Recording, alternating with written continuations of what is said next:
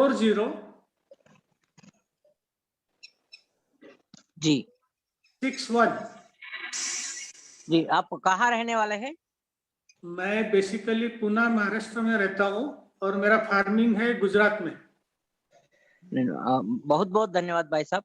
तो आप किसान लोग जो हैं भाई साहब से बात करके जो है और इस और भी ज्यादा डिटेल्स जो है अभी ले सकते हैं, कैसे अप्लाई किए थे, क्या क्या परिणाम हुआ है। जरूर जरूर बहुत डेफिनेटली कभी भी किसी को भी कोई जरूरत है तो डेफिनेटली मुझे जो भी गुरुजी से मिला है वो मैं निस्वार्थ भाव से सभी किसानों को फॉरवर्ड करूंगा।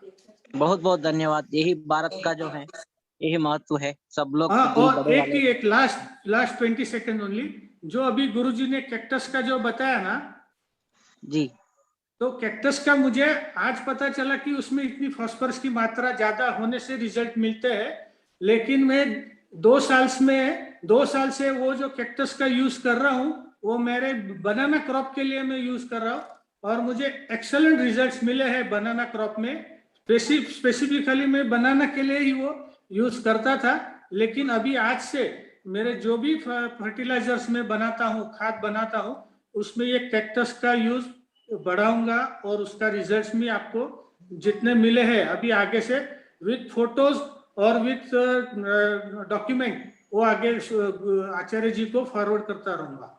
जरूर धन्यवाद जी। धन्यवाद।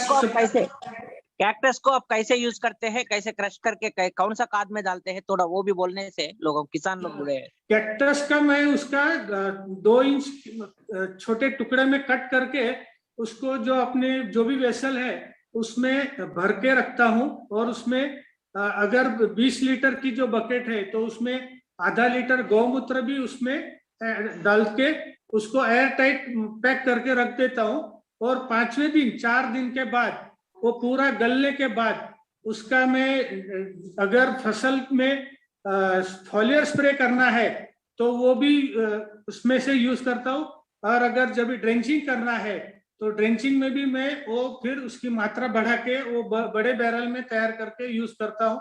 लेकिन ये बनाना क्रॉप में मुझे रिजल्ट्स बहुत ही बढ़िया मिले हैं। जो फसल में मेरे जो बनाना के लूम्स आते थे वो साइज में भी बढ़ गए हैं और उसके साथ में उसकी जो फ्रीक्वेंसी थी वो अभी साल में 3 बार मुझे वो उसमें उसकी चालू रहता है लूम्स मिलना, जो पहले इतना फ्रीक्वेंसी में मिलती नहीं थी उसको बनाना क्रॉप में पर्टिकुलरली। तो ये आज अभी मुझे याद आया तो इसलिए मैं शेयर करना चाहता था, तो ये बता दीजिए आचार्य जी को भी ये सब जो मैं एक वैदिक कृषि की तरफ जो भी मार्गदर्शन करते हुए लेके जा रहे उनका और आप जी राजेश्वर राव जी का और जो भी होस्ट है उनका मैं धन्यवाद देना चाहता हूं कि ये जो ज्ञान है वो बहुत ही जरूरी है किसानों को पहुंचने के लिए। तो ये सब जब भी हम इम्प्लीमेंट करेंगे तो हमें डेफिनेटली विश्व गुरु की तरफ बढ़ने से कोई नहीं रोक सकता। ये मैं एक छोटी सी मेरी बता रहा हूँ इंतजार। बहुत बहुत धन्यवाद भाई साहब। धन्यवाद आचार्य जी आप जी। अब जैसे ये एक बात हुई कि एक हम ऐसा वेद का ज्ञान एक छोटा सा पार्ट था, ये 0.0.0.0.0.1% शायद ये इतना ये वेद का एक मैंने टेक्निक ये बताई है, इतने आप पॉइंट पर कर सकते हैं। ऐसी बहुत सारी बातें वेदों में बताई गई, लेकिन जब से गुरुकुल शिक्षा खत्म हो गई तब से हमने वेद पढ़ना छोड़ दिया। तो अंधश्रद्धा वाली बातें, सब कुछ चमत्कार भरी और ऐसा हो गया वैसा सांप वाप वाली बातें और सारी कल्पना वाली बातें हमने पढ़ने शुरू की और स्कूलों ने हमने जो है वो वही पूरा का पूरा जो विज्ञान के नाम पर जो पढ़ाया है वो आधे से ज्यादा तो पूरा का पूरा गलत है। तो वो हम वेदों की ओर लौटे और अपनी संस्कृति को जाने कि भाई उसमें कितने कितने सही मायने में अंश ऐसे हैं जो आज भी हम प्रैक्टिकल के रूप में कर सकते हैं। उसके जैसे मंत्र में रोज पढ़ता हूँ, कुछ मुझे मिलते जाते हैं तो मैं चर्चा करता हूँ नरेश जी के साथ, ऐसे बहुत सारे किसानों के साथ।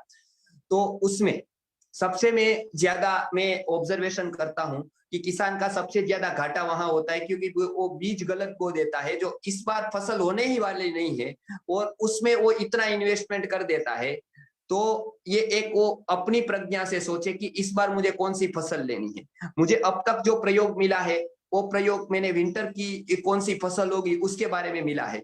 मैं प्रयत्न करता हूं कि सभी प्रकार की फसलों के बारे में, सभी